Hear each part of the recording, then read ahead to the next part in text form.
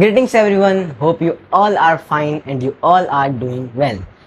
Welcome to our channel, welcome to Laksh Learning Point. I am लक्ष्य कुमार मूलचंदानी और दोस्तों आप सभी का स्वागत है एक नई और एक इंटरेस्टिंग वीडियो में।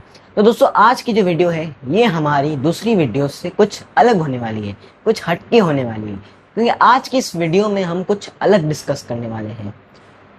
So before starting this video, I would like to present my humble request in front of you कि आप इस वीडियो का एक भी पार्ट स्किप मत करना, क्योंकि आज की इस वीडियो में आपको बहुत सी इन्फ्लुएंशियल लर्निंग्स मिलेंगी। सो अगर आपने इस वीडियो को स्किप किया तो आपके उस चेन ऑफ लर्निंग में हो सके डिस्टर्बेंस आ जाए। तो अगर आपके पास टाइम की शॉर्टेज है तो आप इस वीडियो की स्पीड बढ़ा सकते हो, लेकिन इस वीडियो के एक भी पार्ट को स्किप मत कीजिएगा। तो दोस्तों आज की इस वीडियो में हम डायनामिक ट्रांसफॉर्मेशन को समझने वाले हैं। आज की इस वीडियो में हम समझने वाले हैं कि हम कैसे डिफिकल्टी को पॉसिबिलिटी में कन्वर्ट कर सकते हैं। वो जमीन जो कि 1970s में एक तपती हुई गर्म रेगिस्तान थी, जिस जगह के पास कुछ नहीं था सिवाय सी, सैंड और सन के। जी हाँ गाइस, इन तीन चीजों के अलावा उस जगह के पास कुछ भी नहीं था, और आज वो जगह ग्लोबल डेस्टिनेशन बन चुकी है, ग्लोबल हब बन चुका है। आज वो जगह वर्ल्ड ट्रेड सेंटर का कोऑपरेट कर रही है वो जगह, और आज वो जगह पूरी दुनिया की ड्रीम प्लेस बन चुकी है। आज चाहे बच्चा, बूढ़ा या जवान हो, जैसे भी आप पूछेंगे कि आपकी ड्रीम प्लेस कौन सी है, तो सभी आपको उसी जगह के बारे में बताएंगे। आज आप दुनिया की सबसे फेमस, सबसे लग्जरियस बिल्डिंग्स उठा लें, होटल्स उठा लें, मॉन्यूमेंट्स उठा लें, म्यूजियम्स उठा लें, मॉल्स उठा लें, आपको हर चीज जो दुनिया में या तो नंबर 1 है या तो ओनली 1 है, आपको सिर्फ और सिर्फ इसी ही कंट्री में देखने को मिलेगी। अगर आपको कोई चीज जो नंबर 1 हो या द ओनली 1 हो और वो चीज आपको इस कंट्री में देखने को ना मिले, तो समझ जाना कि वो चीज पूरी वर्ल्ड में एग्जिस्ट ही नहीं करती। जी हाँ गाइस, अगर मुझे मौका मिले कि मैं इस जगह को सिर्फ और सिर्फ 3 वर्ड्स में डिफाइन करूं, तो मैं सिर्फ ये 3 वर्ड्स यूज करूंगा इस जगह को डिफाइन करने के लिए। पहला इंडल्जेंट, दूसरा glamorous and last but not the least progressive. जी हाँ गाइस, तो कौन सी जगह है वो जो कि एक फिशिंग विलेज से लेके, एक मछलियों के गांव से लेके आज ग्लोबल डेस्टिनेशन बन गई। Guys, welcome to Dubai. तो दोस्तों जी हाँ, आप सबने सही सुना। आज की इस वीडियो में हम डिस्कस करने वाले हैं the story of Dubai. Dubai कैसे इतना रिच बना, कैसे इतना अमीर बना। आज दुनिया की सबसे बड़ी बिल्डिंग जो 14 वर्ल्ड रिकॉर्ड्स पार कर चुकी है, बुर्ज खलीफा, वो आपको दुबई में देखने को मिलेगी। आज दुनिया की पहली 7 स्टार होटल और द मोस्ट लग्जरियस बिल्डिंग, वो भी आपको बुर्ज अल अरब, वो भी आपको दुबई में देखने को मिलेगी। उसके अलावा आपको दुबई में और भी बहुत सी क्रेजी थिंग्स देखने को मिलेंगी। उस टाइप की आप चीजें दुबई में देखोगे जो कि एक बंदा सिर्फ सपने में सोच सकता है। एक पाम शेप का अपना बनाया हुआ मैन मेड आर्टिफिशियल आइलैंड बना दिया, वो भी रेगिस्तान में।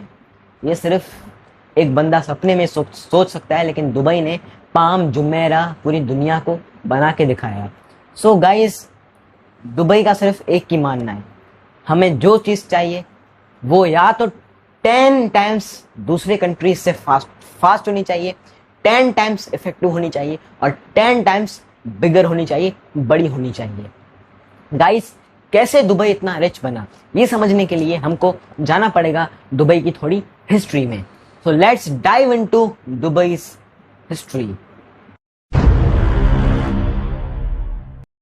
तो दोस्तों ये जो दुबई है ये यूएई में आता है। यूएई यानी कि यूनाइटेड अरब एमिरेट्स। अब यूएई को आप सब मिडिल ईस्ट के नाम से जानते होंगे।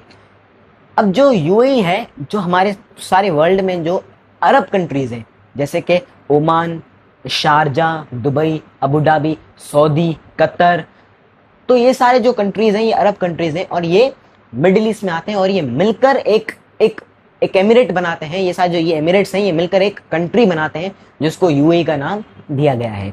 यूएई में किंगडम्स होते हैं। किंगडम्स यानी कि यहाँ पर डेमोक्रेसी नहीं चलती, यहाँ पे किंगशिप चलती है। किंगशिप मतलब के अलग अलग किंग्स होते हैं, वो अपने अलग अलग किंगडम्स को रूल करते हैं, वहां पर राज करते हैं। तो दोस्तों यहाँ की जो गवर्नेंस है, वो जो पावर कंसंट्रेटेड होती है वो सिर्फ 2 किंगडम्स के पास होती हैं। टोटल यूएई में 7 किंगडम्स हैं, जिनमें से 2 किंगडम इंपॉर्टेंट हैं, जो कि हैं दुबई और अबू धाबी। अब यहाँ की गवर्नेंस जो होती है वो कुछ इस टाइप से होती है कि जो अबू धाबी का किंग होगा उसको द प्रेसिडेंट माना जाएगा, और जो दुबई का किंग होगा उसको द पीएम यानी कि द प्राइम मिनिस्टर माना जाएगा। तो दोस्तों अब चलते हैं दुबई की हिस्ट्री में।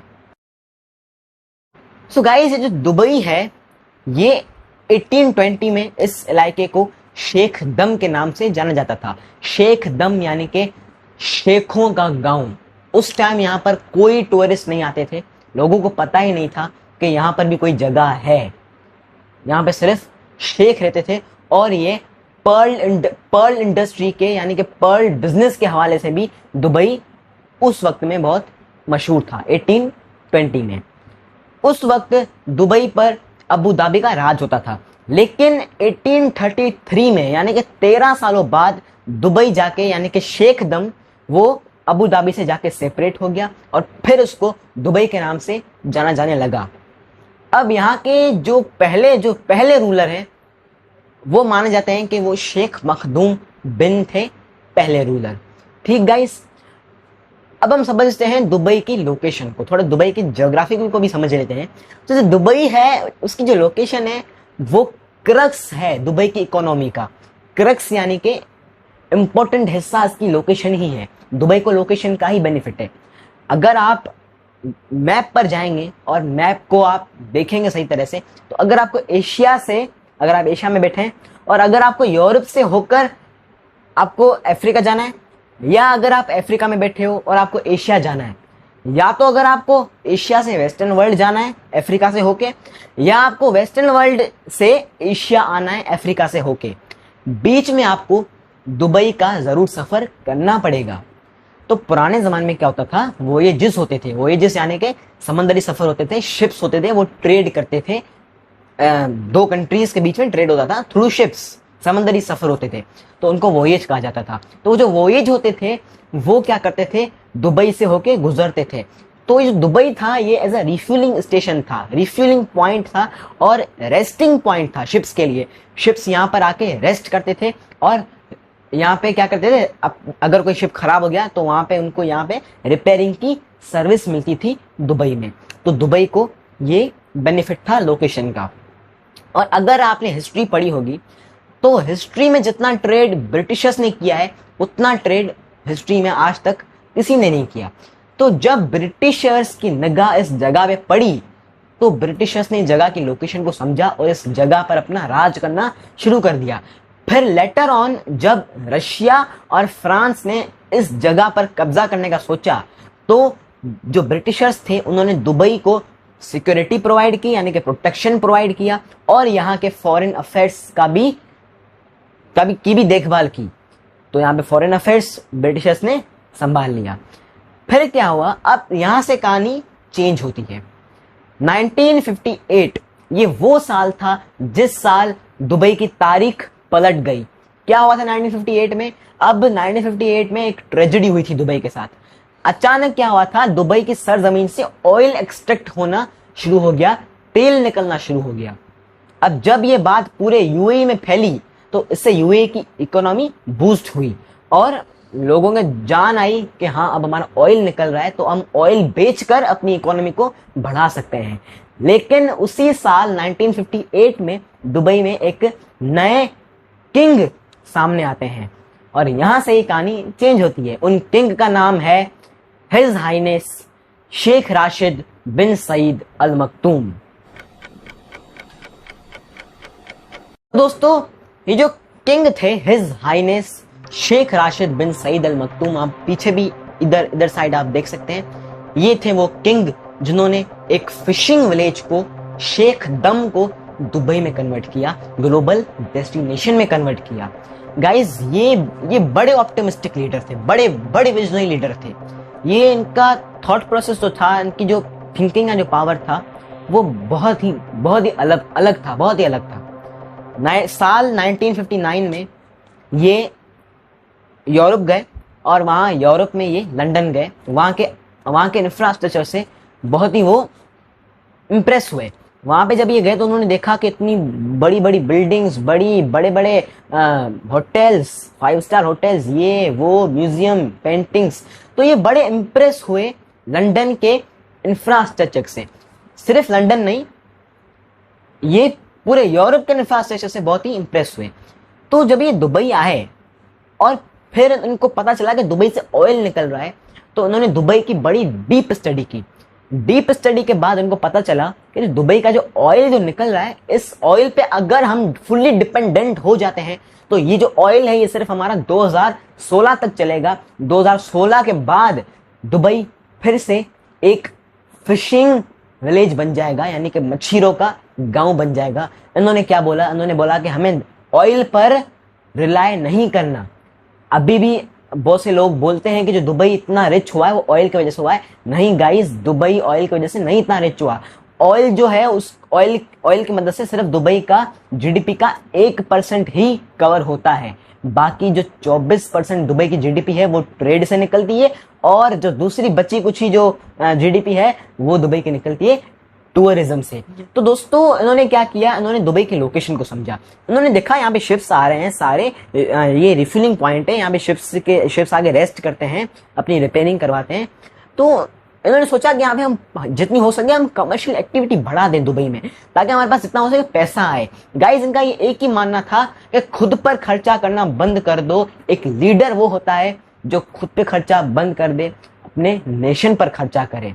इनकी एक फेमस कोटेशन भी है, जिस कोटेशन में ये बोलते हैं कि मेरे जो दादा थे वो ऊंट की सवारी करते थे, मैं मर्सिडीज चलाता हूं, मेरा बेटा रेंज रोवर चलाएगा, उसका बेटा भी रेंज रोवर चलाएगा, लेकिन जो आने वाली जनरेशन होगी उसको फिर से ऊंट की सवारी करनी पड़ेगी। तो दोस्तों इनका एक ही मानना था, खुद पर खर्चा जितना हो सके कम करो, नेशन को देखो, मुल्क को देखो। इन्होंने क्या किया? इन्होंने देखा कि जो जहाँ पे शिप्स आते थे रिफिलिंग के लिए, तो वो जगह बहुत छोटी थी, वहां पे कोई बड़ा शिप नहीं आ सकता था। इन्होंने क्या किया? इन्होंने उस जगह को एक्सपेंड करना शुरू कर दिया। इन्होंने पोर्ट्स बनाने शुरू कर दिए, शिपिंग पोर्ट बनाने शुरू कर दिए। 1972 में इन्होंने पहला पोर्ट दुबई में बनाया, जिस पोर्ट को आज भी पोर्ट राशिद के नाम से जाना जाता है। जो पोर्ट जब ये बना, दुबई पूरा चेंज हो गया। दुबई में इतनी कमर्शियल एक्टिविटी बढ़ गई कि लोगों ने कभी सपने में भी नहीं सोचा था। फिर उन्होंने एक और पोर्ट बनाया ताकि थोड़ी और कमर्शियल एक्टिविटी बढ़े। दूसरा पोर्ट जो उन्होंने बनाया, उस पोर्ट को पोर्ट जेबल अली के नाम से आज भी दुनिया में जाना जाता है। अब फिर उन्होंने सोचा पोर्ट्स तो हम बना रहे हैं, ठीक है, पोर्ट्स पे वहां पे शिप्स आएंगे, रेस्ट करेंगे और अपना जो काम होगा वो करेंगे, लेकिन अगर कोई शिप खराब हो जाता है तो वो रिपेयरिंग भी उसको चाहिए। तो क्यों ना हम एक रिपेयर यार्ड बना दें दुबई में। इन्होंने क्या किया? इन्होंने रिपेयर यार्ड बनाना शुरू कर दिया, और यहां से जन्म होता है दुबई के पहले शिप के रिपेयर यार्ड, जिसको आज भी ड्राई डॉक्स के नाम से जाना जाता है। तो गाइज, ऐसे करके इन्होंने दुबई की 24% जीडीपी जो है वो ट्रेड से ही निकाल दी। फिर उन्होंने देखा कि दुबई कनेक्टेड नहीं है। दुबई के जो लोग हैं वो बहुत ही रूरल हैं, उनको अर्बन कैसे करें। जब ये लंदन गए थे तो उन्होंने देखा कि जो लोग हैं वो एक साथ कनेक्टेड हैं, एक दूसरे के घर आ जा रहे हैं, गाड़ियां चला रहे हैं। तो इन्होंने ये फील किया कि दुबई जो है वो बहुत आपस में डिसकनेक्टेड है। इन्होंने पहले टनल बनाई दुबई में, यस टनल, इन्होंने पहली टनल बनाई जिससे लोग आ जा सकें, और उस टनल का आज भी अल शिंदगा टनल के नाम से जाना जाता है। उसके अलावा गाइस, फिर उन्होंने क्या किया? उन्होंने सोचा कि अब हमारा ट्रेड भी चल रहा है अच्छा खासा और ऑयल भी निकल रहा है, ठीक, अब हम ऑयल बेस्ड इकोनॉमी को टूरिज्म बेस्ड इकोनॉमी कैसे बनाएं। तो इनका सपना था कि जैसे लंदन लोग जाते हैं, लोगों की ड्रीम प्लेस है, ऐसे ही लोग दुबई आए, लोग दुबई को सपने में देखें। ये इनका खुद का सपना था। ये इन्होंने क्या किया?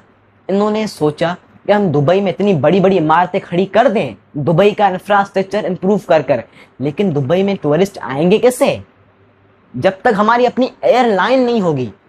यहां से जन्म होता है एयर एमिरेट्स का। गाइस इन्होंने एयर एमिरेट्स ऐसे ही नहीं बनाई, इन्होंने देखा उस टाइम पाकिस्तान की जो कराची में जो एयरलाइन थी, वो एयरलाइन पूरी दुनिया की सबसे बिजिएस्ट एयरलाइन उस वक्त की थी। इन्होंने क्या किया, इन्होंने देखा कि पाकिस्तान की लोकेशन भी अच्छी है लेकिन दुबई की लोकेशन उससे भी अच्छी है। इन्होंने क्या किया, पाकिस्तान की ही एयरलाइन को दुबई में डाइवर्ट कर दिया और यहां से जन्म होता है एयर एमिरेट्स का।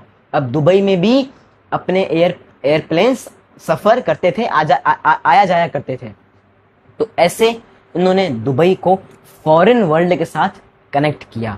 तो गाइज अब एयरपोर्ट भी इन्होंने बना लिया, ठीक, पोर्ट राशिद बना लिया, पोर्ट जैबल अली बना लिया, ड्राई डॉक्स भी बना लिए। अब इन्होंने सोचा कि अब इंफ्रास्ट्रक्चर को इम्प्रूव करते हैं। फिर जब इन्होंने इंफ्रास्ट्रक्चर को इम्प्रूव करने का सोचा, बुर्ज अल अरब इनकी पहली बिल्डिंग थी जो दुबई में बनी थी।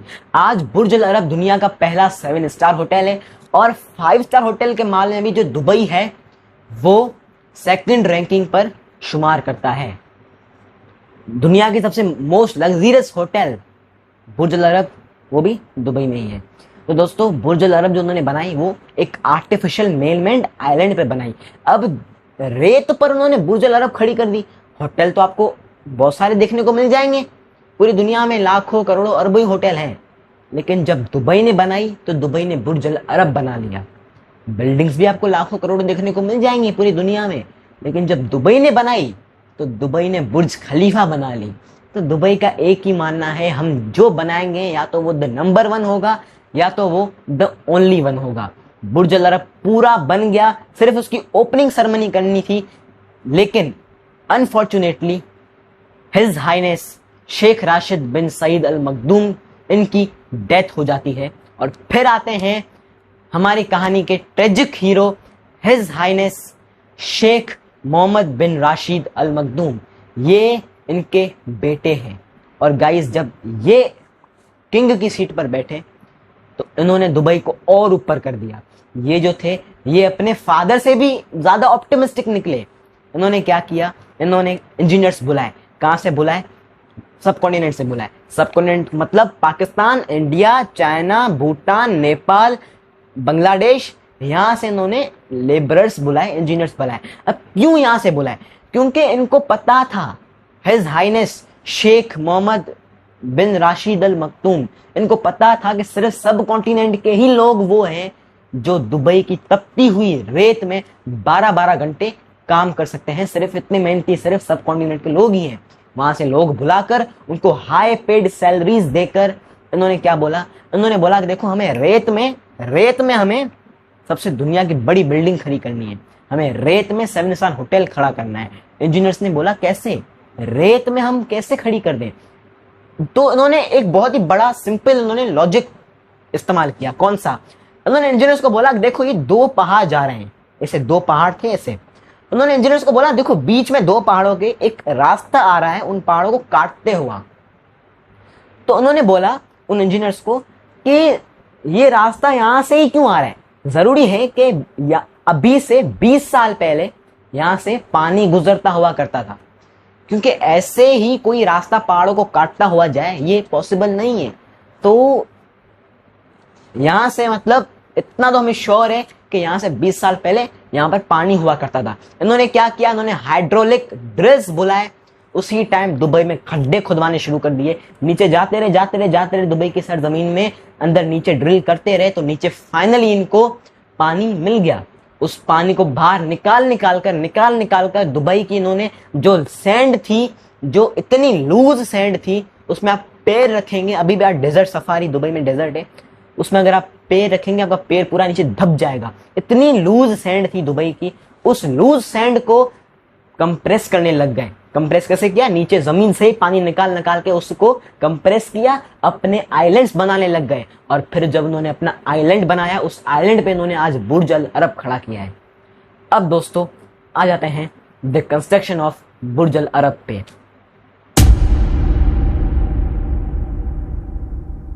तो दोस्तों ये जो बुर्ज अल अरब है ये कैसे बना, तो देखें गाइस, पहले आती है डिजाइन। यहाँ पे जो बुर्ज अल अरब के जो आर्किटेक्ट हैं वो दरअसल ब्रिटिश हैं। ब्रिटिश आर्किटेक्ट जिनका नाम है टॉम राइट। तो his Highness Sheikh Mohammed bin Rashid Al Makhdoom, इन्होंने बोला आर्किटेक्ट को कि हमें कोई चीज़ यूनिक चाहिए, ऐसी बनाना कि किसी ने बनाई नहीं हो, ऐसी हमें कोई चीज़ चाहिए। तो जो टॉम राइट थे वो तो परेशान हो गए, उन्होंने बोला कि ऐसी चीज़ मैं कहाँ से लाऊं। तो डिज़ाइन जो था ना बुर्ज अल अरब का, अभी भी अगर आप डिज़ाइन देखा, ऐसा डिज़ाइन आपको कहीं देखने को नहीं मिलेगा। इन्होंने क्या किया, बहुत ही इन्होंने सोचा हम डिज़ाइन, कौन सा डिज़ाइन बनाएं, लेकिन इनके दिमाग में कोई अच्छा डिज़ाइन नहीं आया। फिर एक बार की कहानी है, ये समंदर से गुजर रहे थे, तो उन्होंने समंदर से दूर से एक कश्ती को देखा जाते हुए, एक कश्ती को, बोट को जाते हुए देखा। तो उन्होंने देखा जब बोट का नहीं जो पर्दा होता है, उस पर्दे को जब उन्होंने देखा तो उन्होंने देखा कि जो पर्दा है ये बहुत ही यूनिक लग रहा है, बहुत ही नायाब लग रहा है दूर से। उन्होंने सोचा कि हम बुर्ज अल अरब का डिजाइन ऐसा बनाते हैं। जब ये डिजाइन शेख के पास लेकर गए, शेख ने पहली नजर में उस डिजाइन को अप्रूव कर दिया और फिर काम करना शुरू कर दिया बुर्ज अल अरब पे इंजीनियर्स ने। अब फिर दोस्तों आता है आइलैंड। अब देखें गाइस, रेत के ऊपर अपना ही आइलैंड बना देना ये कोई आम बात नहीं होती है। जो दुबई की मिट्टी है ना, उस मिट्टी को अगर आप पानी में डालोगे तो वो मिट्टी जो है पानी में क्या हो जाएगी, पानी में तैर जाएगी, पानी पे खड़ी नहीं होगी। तो इंजीनियर्स को ये तो पता चल गया कि दुबई की जो मिट्टी है वो हमारे बुर्ज अल अरब कोई काम की नहीं है। तो उन्होंने सोचा कि अब हम बुर्ज अल अरब को किस मिट्टी से बनाएं। इन्होंने क्या किया, इन्होंने ड्रेजर्स बुलाए। ड्रेजर्स एक मशीन होती है जो समंदर में नीचे जाकर समंदर के जो बॉटम में जो रेत होती है उस रेत को छीक कर ऊपर फेंकती है, इसे ड्रेजर बोलते हैं। ड्रेजर्स बुलाए जो समंदर के नीचे जो सैंड थी उसको ऊपर निकाल कर उसको फेंक कर ऊपर दुबई पर, फिर उन्होंने अपने आर्टिफिशियल आइलैंड बनाए, क्योंकि वो जो मिट्टी थी वो तैर सकती थी, समंदर के पानी के ऊपर तैर सकती थी। ठीक, तो ऐसे वो इन्होंने आइलैंड बना लिया। लेकिन फिर क्या होता है, एक डेंजरस चीज हो जाती है। कौन सी? कि अचानक स्टॉर्म आ जाता है। स्टॉर्म यानी कि तूफान आ जाता है अचानक। अब आइलैंड जो है, जब तूफान आया तो आइलैंड ऐसे होने लगा। तो जो इंजीनियर्स वो शेख के पास गए, उन्होंने सारा शेख को बताया। तो अब शेख ने सोचा कि अगर ये तो छोटा स्टॉर्म आया है, अगर कोई बड़ी आंधी आ गई तो हमारा आइलैंड पूरा डूब जाएगा, अब क्या करें। तो फिर एक इंजीनियर थे जिनका नाम था साइमन क्रिस्प। जी हाँ गाइस, ये वो इंजीनियर थे जिन्होंने होलो स्लैब टेक्निक बताई। होलो स्लैब टेक्निक यानी कि उन्होंने एक टेक्निक दी कि एक तरीका है जिससे हम आइलैंड को स्टॉर्म से बचा सकते हैं। उन्होंने क्या किया, उन्होंने एक स्लैब नहीं जो हमारे किचन में होते हैं, वो स्लैब्स उठाए, उन स्लैब्स में सुराख करने शुरू कर दिए, होलोस करने शुरू कर दिए। तो वो उन्होंने एक्सपेरिमेंट करके दिखाया शेख को। तो उन्हें क्या होता था, जैसे कि ये स्लैब है, यहाँ पे उनका सुराख है, एक सुराख ऊपर होता था, एक सुराख नीचे होता था। जब पानी उस सुराख में ऐसे घुसता था तो ऊपर वाले सुराख से वो जो पानी है वो वैसे वापस निकल जाता था। वो पानी आइलैंड को नुकसान नहीं पहुंचाता था। तो ये टेक्निक जब शेख को पता चली तो शेख ने इस टेक्निक को अप्रूव कर दिया, और ये जब होलो स्लैब्स लगाए गए बुर्ज अल अरब के आइलैंड के बाउंड्रीज पर, तो 50% जो रिस्क है वो रिड्यूस हो गया, और इंजीनियर्स के जान में जान आई कि हाँ अब हम आइलैंड आराम से बना सकते हैं। अब दोस्तों ठीक है, आइलैंड भी बन गया। अब बुर्ज अल अरब खड़ी कैसे करें? तो खड़ी करने के लिए, बुर्ज अल अरब को खड़ा करने के लिए, किसी बिल्डिंग को खड़ा करने के लिए पहले आपको फाउंडेशन अच्छी होनी चाहिए। अब फाउंडेशन कैसे अच्छी होगी? जब इंजीनियर्स ने फाउंडेशन में जो बेस में स्टील पाइल्स लगाना शुरू की, स्टील पाइल्स जो लोहे की पाइल्स होती हैं उनको लगाना शुरू किया, तो जो सैंड जो उन्होंने यूज कर रहे थे वो सैंड कंप्रेस नहीं थी, कॉम्पैक्ट नहीं थी। तो अब उन्होंने सोचा कि अब हमें इस सैंड को कॉम्पैक्ट करना है, अब इस सैंड को हम कॉम्पैक्ट कैसे करें। तो यहां पर भी इंजीनियर साइमन क्रिस्प वो यहां पर सैंड कॉम्पैक्ट थ्योरी देते हैं। वो ये बोलते हैं कि अगर हम किसी स्टील पाइल को ऐसे सैंड में दबाकर उसके सामने, उसके आजू बाजू कंक्रीट लगा लें, तो फिर जो उसके साइड की सैंड होती है वो कंप्रेस, कुछ सालों के बाद वो कंप्रेस होना शुरू हो जाती है। और यही ही सैंड कॉम्पैक्ट थ्योरी उन्होंने बुर्ज अल अरब पे लागू की। उन्होंने जब स्टील पाइल्स लगाए 250 पाइल्स लगाए गए, फिर सैंड को कॉम्पैक्ट किया गया, फिर जाके जो फाउंडेशन है वो पूरी तैयार हो गई। फिर 203 साल लगे बुर्ज अल अरब के स्ट्रक्चर को बनाने में। ठीक, अब स्ट्रक्चर 3 सालों में स्ट्रक्चर पूरा कंप्लीट। अब बारी थी स्टील स्ट्रक्चर की। स्टील स्ट्रक्चर यानी कि वो स्ट्रक्चर जो कि बिल्डिंग को बाहर से प्रोटेक्शन प्रोवाइड करे। तो अब बुर्ज अल अरब तो एक तो बहुत ऊपर और बहुत वजनी है। बुर्ज अल अरब का अगर आप वेट चेक करेंगे तो 2 लाख टन उसका वेट है, यानी कि 2 लाख टन यानी कि 50,000 एशियन एलिफेंट्स के बराबर। तो इतना सारा कंक्रीट और इतना सारा स्टील कहां से आएगा? और आ भी गया हमारे पास अगर इतना सारा स्टील, तो उसको ऊपर कौन पहुंचाएगा? सिंगापुर से स्पेशल क्रेन्स मंगवाई गई और फिर उन क्रेन्स ने डायगोनल स्टील पाइल्स को ऊपर चढ़ा और फिर दुबई के जो बुर्ज अल अरब के आउटर स्टील स्ट्रक्चर को पूरा कंप्लीट करवाया। अब होता है दुबई जो बुर्ज अल अरब है उसका स्टील स्ट्रक्चर कंप्लीट। लेकिन अब बारी होती है किसकी? इंटरनल स्ट्रक्चर की। अब गाइस इंटीरियर का क्या होगा? एक्सटीरियर पूरा सही, इंटीरियर तो जब उन्होंने थर्मोमीटर जब लाए वो, तो उन्होंने साइंटिस्ट ने रिसर्च की कि जो बुर्ज अल अरब स्टील स्ट्रक्चर लगने के बाद जो बुर्ज अल अरब का टेम्परेचर इंटीरियर वो 98 डिग्री फ़ारेनहाइट तक जा रहा था। तो इतनी गर्मी में अंदर कौन तो घुसेगा होटल के अंदर? तो फिर उन्होंने सोचा कि अब हम इस होटल को ठंडा करते हैं। होटल को ठंडा करने के लिए his Highness Sheikh Mohammed bin Rashid अल मकतूम इन्होंने क्या किया? इन्होंने फैब्रिक वॉल लगाना शुरू की। फैब्रिक वॉल वो वॉल होती है जो कि सन के रेज नहीं होते हैं उनको ट्रैप नहीं करती, उनको रिफ्लेक्ट करती है। तो इन्होंने ऑर्डर किया कि अब फैब्रिक वॉल है उसको आप बिल्डिंग के उस तरफ यानी कि बैक साइड पे प्लेस कर दो। जब फैब्रिक वॉल प्लेस की गई तो बिल्डिंग पर बहुत ही फर्क आया। बिल्डिंग का जो टेम्परेचर है वो भी नॉर्मल हो गया। फिर क्या हुआ? फिर आर्किटेक्ट्स को बुलाया गया, मार्बल लाया गया, मार्बल गोल्ड ये सारी चीजें लाई गई। और जो मार्बल और गोल्ड बुर्ज अल अरब में यूज किया गया है वो मार्बल और गोल्ड ही सिर्फ ब्राजील और इटली से मंगवाया गया है। तो अब आप समझ सकते हैं कितना मार्बल और कितना गोल्ड लगा होगा और किस क्वालिटी का मार्बल और गोल्ड यूज हुआ होगा बुर्ज अल अरब में। इसीलिए ही आज वो दुनिया की 7 स्टार होटल में उसका नाम आता है। तो दोस्तों अब दुबई का इंटीरियर भी डन हो गया, लेकिन अब बारी आती है बुर्ज अल अरब को एयर कंडीशन करना। 1997 में बुर्ज अल अरब को जो पूरा जो इंटीरियर था उसको एयर कंडीशनड किया गया, यानी कि सेंट्रल एयर कूलिंग सिस्टम लगाया गया। और फिर 1 दिसंबर 1999 को his Highness Sheikh Mohammed bin Rashid अल मकतूम इन्होंने बुर्ज अल अरब की ओपनिंग सेरेमनी की। उसके बाद आते हैं बुर्ज खलीफा। अब गाइस हम समझते हैं बुर्ज खलीफा की कंस्ट्रक्शन कैसे की जाए, कैसे हुई होगी। तो अब दोस्तों ये जो बुर्ज खलीफा है इस बिल्डिंग ने तो इंजीनियरिंग को पूरा चेंज करके रख दिया, पूरा हिला के रख दिया इंजीनियरिंग को बुर्ज खलीफा ने।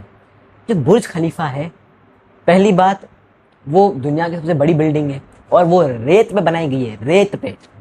तो आप अंदाजा लगा सकते हैं कि किस टाइप की इंजीनियरिंग यहाँ पे यूज की गई होगी, किस टाइप के कॉन्सेप्ट यहाँ पे यूज किए गए होंगे। अगर हम समझें तो पहली बात बुर्ज खलीफा को बनाने में टाइम की शॉर्टेज पड़ रही थी इंजीनियर्स के पास। शेख ने तो 9 साल दे दिए बुर्ज खलीफा को बनाने के लिए, लेकिन 9 साल में से सिर्फ 3 साल जो थे वो बुर्ज खलीफा के डिजाइन में ही चले गए।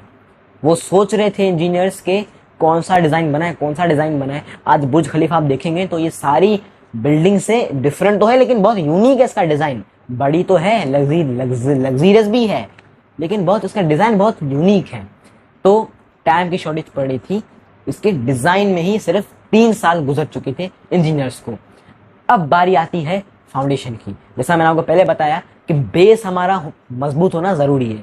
बुर्ज खलीफा में भी वही same concrete suction system use किया गया था जो कि बुर्ज अल अरब में यूज हुआ था। जैसे मैंने आपको पहले बताया कि बुर्ज अल अरब में स्टील पाइल्स लगाई गई थी और सैंड को कॉम्पैक्ट किया गया था। तो सिमिलरली बुर्ज खलीफा में भी कंक्रीट सक्शन सिस्टम को ही, इसी सिस्टम को ही यूज किया गया था और फिर यहाँ से इनकी बन गई फॉर्मेशन बुर्ज खलीफा की।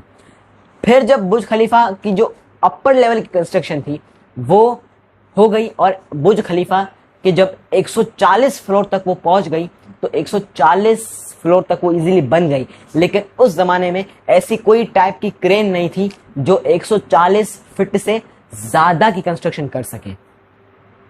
तो फॉर बुर्ज खलीफा भी स्पेशल क्रेन्स मंगवाई गई, क्रेन के ऊपर क्रेन लगाई गई, फिर जाके इतने स्ट्रगल के बाद इस बुर्ज खलीफा को खड़ा किया गया है। गाइस, जब ये बिल्डिंग के जब 140 फ्लोर्स बन चुके थे, रिकॉर्ड्स तो उस बिल्डिंग ने उस वक्त ही बहुत सारे तोड़ दिए थे। तो ऐसे करके मुख्तलिफ क्रेन्स मंगवाकर उन्होंने दूसरे फ्लोर्स भी, ऊपर के फ्लोर्स भी खड़े कर दिए। तो गाइस, दूसरा जो चैलेंज था वो था, अब बिल्डिंग तो बन गई बुर्ज खलीफा, लेकिन जो दूसरा चैलेंज था वो था कौन सा? वो था ग्लास पैनल्स का। जो बुर्ज खलीफा है वहां पे जो ग्लास पैनल्स हैं 24,000 ग्लास पैनल्स लगाए गए हैं बुर्ज खलीफा पर। तो इतने सारे ग्लास पैनल्स कौन लगाए ऊपर चढ़ चढ़ कर? तो ये क्या करते थे, जो ग्लास पैनल्स थे उनको अंदर बिल्डिंग में ही रखते थे और उनको मुख्तलिफ क्रेन्स के थ्रू ग्लास पैनल्स को इंसर्ट किया जाता था। ऐसे करके 24,000 ग्लास पैनल्स भी उन्होंने लगा लिए।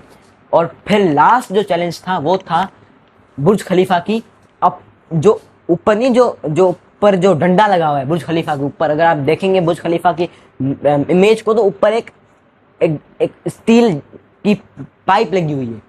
तो अब चैलेंज ये था कि उस पाइप को कैसे लगाएं। क्या किया गया, इंजीनियर से सोचा कि अगर हम इस पाइप को बिल्डिंग के बाहर बनाते हैं तो उस पाइप को ऊपर ले जाना नेक्स्ट टू इम्पॉसिबल है, पॉसिबल नहीं है ये। इन्होंने क्या किया, इन्होंने सोचा कि हम इस पाइप को अंदर ही, बिल्डिंग के अंदर ही बनाना शुरू करते हैं और फिर इन्होंने एलिवेटर के थ्रू उस पाइप को बिल्डिंग के ऊपर लगवाया। अब दोस्तों मैं आपको एक और चीज बता दूं कि जो दुबई के जो बुर्ज खलीफा है वहां पे जो ग्लास पैनल्स लगे हुए हैं वो ग्लास पैनल्स भी आम ग्लास पैनल्स नहीं है, वो glass panels reflecting glass panels हैं। वो ग्लास पैनल्स जो सनलाइट होती है उसको एब्जॉर्ब नहीं करते, उसको रिफ्लेक्ट कर देते हैं। उस टाइप के ग्लास पैनल्स लगाए गए हैं। तो जो बुर्ज खलीफा है उसमें बहुत सारा खर्चा भी हुआ होगा। अब आप इसे अंदाजा लगा सकते हैं, 24,000 ग्लास पैनल्स, तो कितना खर्चा हुआ होगा। तो आज इन्हीं सारी चीजों की वजह से बुर्ज खलीफा, बुर्ज अल अरब की वजह से आज दुबई दुनिया का 3rd मोस्ट ट्रेवल्ड कंट्री बन चुका है। तो गाइस, अब डिस्कस करते हैं पाम जुमेरा के बारे में। पाम जुमेरा की कैसी कंस्ट्रक्शन हुई। अब दोस्तों ये जो पाम जुमेरा है ये तो बड़ी क्रेजी थिंग है, इसके बारे में तो किसी ने सोचा ही नहीं होगा। पाम जुमेरा के बारे में जो लोग सपने में देखते हैं वो दुबई ने हकीकत में करके दिखाया है। यही तो फर्क है दुबई में और दूसरे कंट्रीज में, यही तो फर्क है। दुबई जो करता है 10 टाइम्स फास्ट होता है, 10 टाइम्स एफिशिएंट होता है और 10 टाइम्स बड़ा होता है। दुबई या तो द ओनली वन करता है या द नंबर 1 करता है। पाम जुमेरा, शेख ने बोल दिया, शेख अगर चाहते ये तो राउंड शेप, सर्कल शेप का भी ये आइलैंड बना सकते थे, लेकिन इन्होंने सोचा, ये बड़े विजनरी लीडर थे, बड़े, ये जो लोग हैं वो अपने वीकेंड्स प्लान करते हैं, लेकिन ये जो शेख हैं, Sheikh his Highness Sheikh Mohammed bin Rashid अल मक्तूम, ये अपने आगे के 10 साल प्लान करते हैं। ये है इनका थॉट प्रोसेस। इन्होंने सोचा कि अगर मैं सर्कल शेप का बनाऊं तो उसमें मेरे घर कम आएंगे। अभी पाम जुमेरा में प्लॉटिंग होती है, रेजिडेंसीज बनी हुई हैं, तो उन्होंने सोचा कि कम रेजिडेंसीज आएंगी, लेकिन अगर हमने पाम शेप का बना दिया, पाम यानी कि ऐसे ब्रांचेस पाम की बनी होंगी, तो देखिए अब ये एक ब्रांच है, ठीक है, तो इस साइड भी घर होगा, इस साइड भी घर होगा, इसीलिए इन्होंने पाम की शेप का ये पाम जुमेरा बनवाया। लेकिन गाइस इन्होंने तो बोल दिया बनाएंगे तो इंजीनियर्स ने कैसे इतना मुश्किल टास्क इतनी इजीली किया। देखें गाइस, यहाँ पे जो मेथड यूज हुआ है वो हुआ है रेन बोइंग। जैसे बुर्ज अल अरब में भी जो सैंड थी वो जमीन से निकाली गई थी, समंदर के जमीन से निकाली गई थी, तो यहाँ पर भी ऐसा ही हुआ था। यहाँ पे ड्रेजर्स बुलाए गए थे, सैंड निकाली गई थी और इस प्रोसेस को रेन बोइंग बोलते हैं। लेकिन गाइस अब क्या होगा, मेजरमेंट हम कैसे करें, हमें कहाँ तक जो सैंड है उसको फेंकना है, वो हम मेजरमेंट कैसे करें और कैसे हमें पता चले कि पाम जुमेरा है वो वाकई में अच्छा लग रहा है नहीं लग रहा। इन्होंने क्या किया, इन्होंने ऊपर जो सैटेलाइट की बात कर रहा हूं, जी हाँ गाइस, सैटेलाइट ऊपर जो हमारे अर्थ को रिवॉल्व करती है, उस सैटेलाइट की मदद से पाम जुमेरा में जीपीएस टेक्निक इस्तेमाल करवाई इन्होंने क्या बोला, इन्होंने बोला पाम जुमेरा में जीपीएस चलेगा। अब हमें सैटेलाइट बताएगी कि हमें यहां तक रेत फेंकनी है, यहां तक हमें रेत नहीं फेंकनी, और सैटेलाइट की मदद से इन्होंने ऐसे बनाया पाम जुमेरा। इसको बोलते हैं पिन पॉइंट एक्यूरेसी यानी कि पूरी एक्यूरेसी पर अपना 100% देकर काम करना। तो गाइस ऐसे इन्होंने बनाया पाम जुमेरा, ऐसे इन्होंने डिफिकल्टी को पॉसिबिलिटी में कन्वर्ट करके दिखाया। दोस्तों आज के लिए इतना ही। मैं उम्मीद करता हूं कि आपने इस वीडियो में बहुत कुछ सीखा होगा। कैसे हम डिफिकल्टी को पॉसिबिलिटी में कन्वर्ट कर सकते हैं, कैसे हम अपने ड्रीम्स को, अपने ख्वाबों को हकीकत में बदल सकते हैं, वो हमें इन शेख से सीखना चाहिए। सो गाइस आज के लिए इतना ही, मिलते हैं अगली वीडियो में। Till then good bye and stay blessed. लेकिन वीडियो में हम खत्म करेंगे इस कोटेशन के बाद। कोटेशन है, the best adventure you can take is to live the life of your dreams.